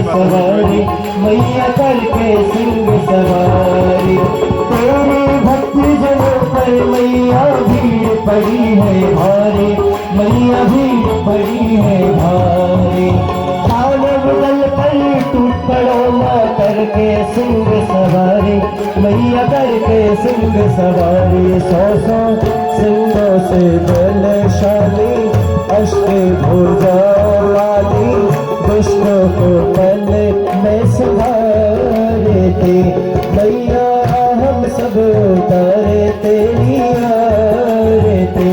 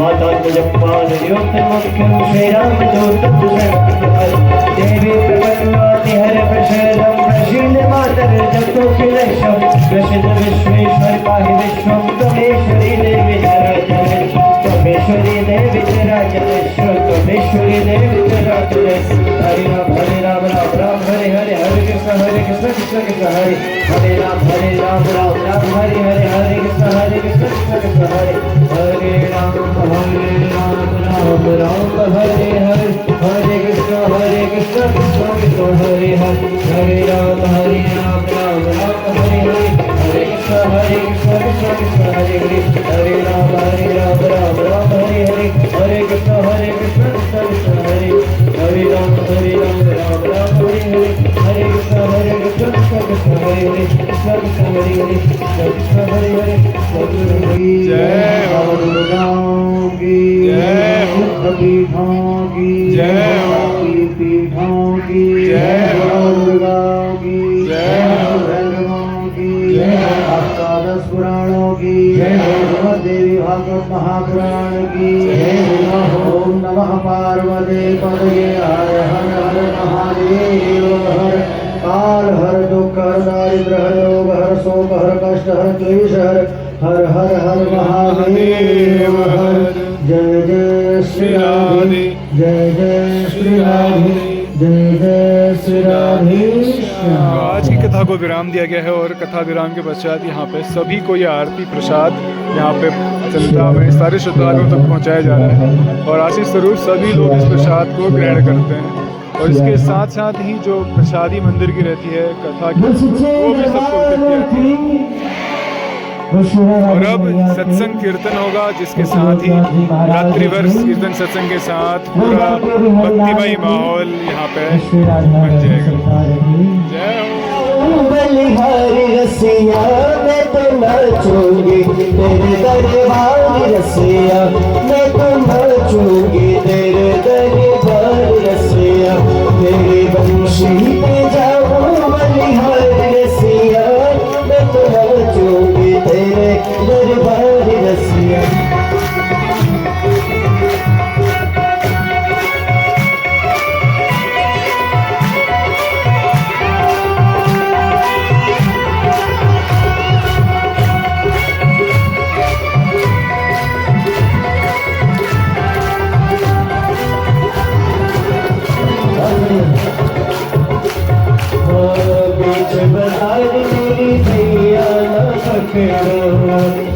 बाजार मेरी भैया न पकड़ो और मान भी जाओ कहाँ ऐसे न झटको, मान भी जाओ कहाँ ऐसे न झटको। हाँ बीच बाजार मेरी भैया न पकड़ो और मान भी जाओ कहाँ ऐसे न झटको। लोग चुगली करेगी सो सवार रसिया में तो नाचूंगी तेरे दरबार रसिया, तेरे बंशी पे जाऊं बलिहार रसिया मैं तो नाचूंगी तेरे दरबार रसिया, तेरे बंशी पे जाऊं बलिहार रसिया मैं तो नाचूंगी तेरे दरबार रसिया। नाचूं मैं तो लाने छुटरिया नाक में पहनूं मैं तो प्यारी नथनिया, नाक में पहनूं मैं तो प्यारी नथनिया। बोलेंगे नाचूं मैं तो लाने छुटरिया नाक में पहनूं मैं तो प्यारी नथनिया। दूंगी पायल की मैं तो झलकार रसिया, दूंगी पायल की मैं तो झलकार रसिया मैं तो नाचूंगी तेरे दरबार रसिया, हो मैं तो नाचूंगी तेरे दरबार रसिया, तेरे बंशी पे जाऊं बलिहार रसिया मैं तो नाचूंगी तेरे दरबार रसिया, तेरे बंशी पे जाऊं बलिहार रसिया मैं तो नाचूंगी तेरे दरबार रसिया।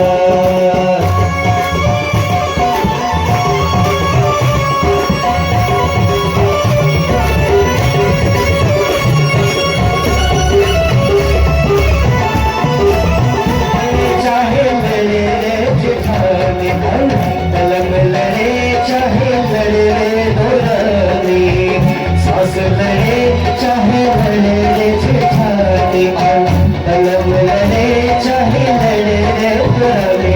मैं नाचूंगी घूंघट खोल रसिया मैं तो नाचूंगी तेरे दरबार रसिया, तेरे खुशी पे जाऊं बलिहार रसिया मैं तो नाचूंगी तेरे दरबार रसिया, तेरे खुशी पे जाऊं बलिहार रसिया मैं तो नाचूंगी तेरे दरबार रसिया, मैं तो नाचूंगी तेरे दरबार रसिया, मैं तो नाचूंगी तेरे दरबार रसिया, मैं तो नाचूंगी तेरे दरबार। नैनी है जाए सुफले है जाए, तू नैनी है जाए सुफले है जाए ओ मैया, अरे ओ माता सुनता तू नैनी है जाए, ओ माता सुनता तू नैनी है जाए, नैनी है जाए सुफले है जाए, तू नैनी है जाए सुफले है जाए ओ मैया, अरे ओ मैया सुनता तू नैनी है जाए, ओ माता सुनता तू नैनी है जाए।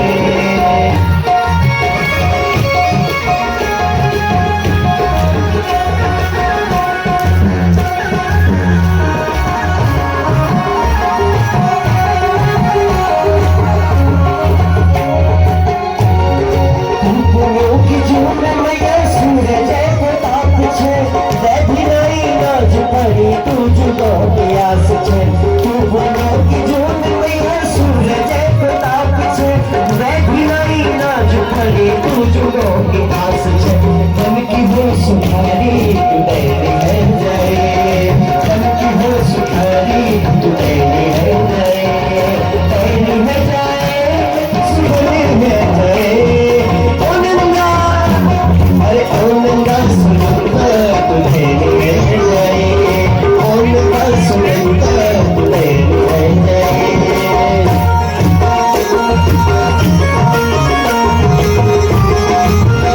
है जाए सुफले है जाए,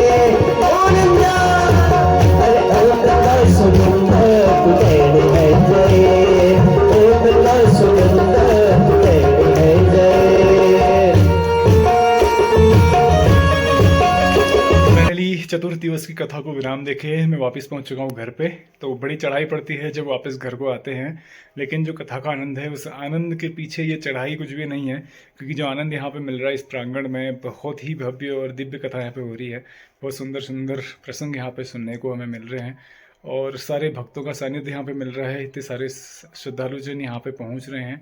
आज भी प्रांगण पूरा भरा हुआ, मतलब पुरुष वर्ग के लिए तो जगह ही नहीं बचती है प्रांगण में, पीछे उनके लिए फिर व्यवस्था बनानी पड़ती है। अलग से एक पंडाल बनाया गया है जहाँ पे पुरुष वर्ग के बैठने की व्यवस्था बनाई गई है, लेकिन जो मेन प्रांगण है, मुख्य प्रांगण, वहाँ पूरी मातृशक्ति बढ़ चढ़ के यहाँ पे भागवत कथा श्रवण करने के लिए पहुँच रहे हैं। तो सारे लोग कथा का रसपान कर रहे हैं, बड़ा आनंद आ रहा है। तो आज की वीडियो को मैं यहीं पे स्टॉप कर रहा हूँ। उम्मीद करता हूँ आपको ब्लॉग पसंद आएगा। ब्लॉग पसंद आए प्लीज़ को लाइक कीजिए, शेयर कीजिए और कमेंट कीजिए। और यदि आप चैनल में नए हैं तो प्लीज़ चैनल को सब्सक्राइब कीजिए, साथ ही साथ बेल आइकन प्रेस करना ना भूलिए। बेल आइकन प्रेस कीजिए ताकि कोई भी हमारा नया ब्लॉग पब्लिश होगा तो नोटिफिकेशन के माध्यम से आपको मिल जाएगा। हमेशा से हमारे साथ ऐसे बने रहने के लिए आपका बहुत बहुत धन्यवाद। मिलते हैं नए ब्लॉग में, तब तक के लिए राधे राधे।